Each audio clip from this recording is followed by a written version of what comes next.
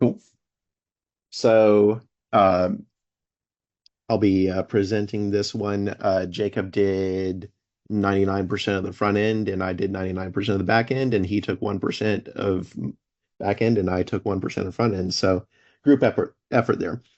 So as a Fleet user, I want a policy failure in Fleet to trigger a script run on a host so that I can run scripts on many hosts without having to use a third-party automation tool, for example, Tines. This kind of the idea behind this is that when a policy fails, that represents a host that's out of spec. And there are a lot of things that you can just resolve by running a script on that host to bring it back in line. So with this change, customers don't have to juggle multiple tools to bring a host back into policy compliance. Policy automations on software installers was kind of a special case of this, but now we open a lot more use cases just within Fleet itself by allowing for script runs. Um, with that, I will switch over to a quick demo of how to set this up within the Fleet UI. GitOps and, of course, the API are also supported. And then we'll take a quick look at documentation as well. Let's take a look at the new script policy automation functionality landing in Fleet 4.58. So to start, we have a policy that's set up in a host that's failing that policy. Right now, there isn't any automation action taken on this host. Let's change that.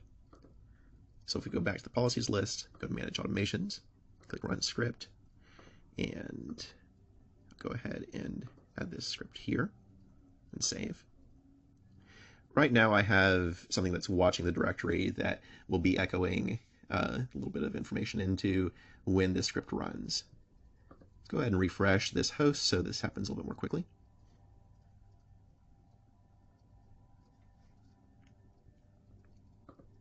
So we'll note that the script is queued here, and we'll run here in a few seconds.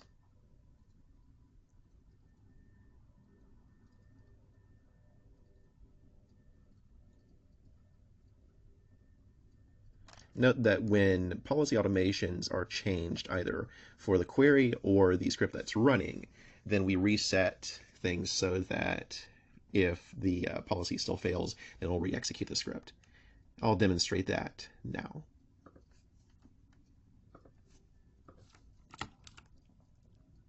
Save that.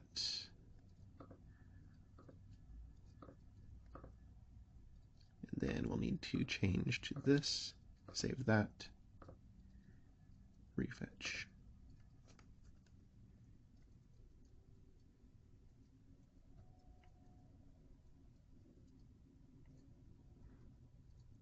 Let's refresh the page here.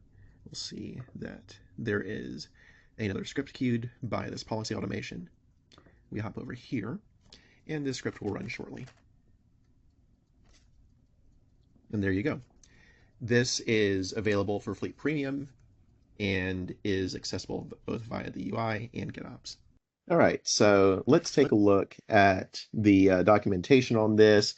There will be a new guide for how to interact with this feature, whether that's ClickOps, the REST API, or GitOps. We've also added a flag on the scripts guide indicating that now we can automate things. With that, I'll open it up for questions. I do have one that comes to mind, which is are there any of the limitations that exist around like the way scripts run, like what we say is a sync versus an execution, and like you have to pass the script body or not? I guess I'm wondering like how it fits into the way the script API currently works, and if that's going Sure. to be covered in the guide. Yeah. So the way that this works is we do use our existing script run infrastructure, and the script has to be defined beforehand. So you will upload a script into the controls script section, and then refer to that previously uploaded script in the policy automation. So under the hood, that operates by using the script ID, and that is exposed in the API. Now with GitOps, um, basically you'll specify the script path twice, once in control scripts and once in the actual policy automation run script entry, and you'll refer to the same path in both of them. Yeah, Does and that answer your question? Yeah, totally. Thank you. Yep. And Brock, this works very similar to the way that we do install software. Also policy-based install software. You have to upload a software, and then upon a failure of a specific policy, you can choose that. In general, the policy automation thing starts to grow to a really nice thing. We have the calendar, we have the install software, we now have the run script, so starting to become a thing. Yeah. Yeah. Any more questions for Ian? Saw Harrison had a question. Will this support Shell, Z Shell, and PowerShell from release day? Yes. And the way that that'll operate is, again, same script infrastructure that we use to run async scripts if you navigated to them via the browser. And we do filter based on host OS. So if you have a shell script, then that is not going to run on Windows hosts. And likewise, if you have a PowerShell script, it's not going to run on Mac or Linux because as of the current release of FleetD, if we push that down, it wouldn't do the right thing. Awesome. Well, I know this has been a top item on a lot of wish lists internally, and look at all the customers and prospect labels. So great work, team. Thank you for giving this out. Absolutely. Okay, thank you, Ian and Jacob, for delivering this. Next, we have, speaking of software, we have another software format, RPM, supported, and Lucas will present it.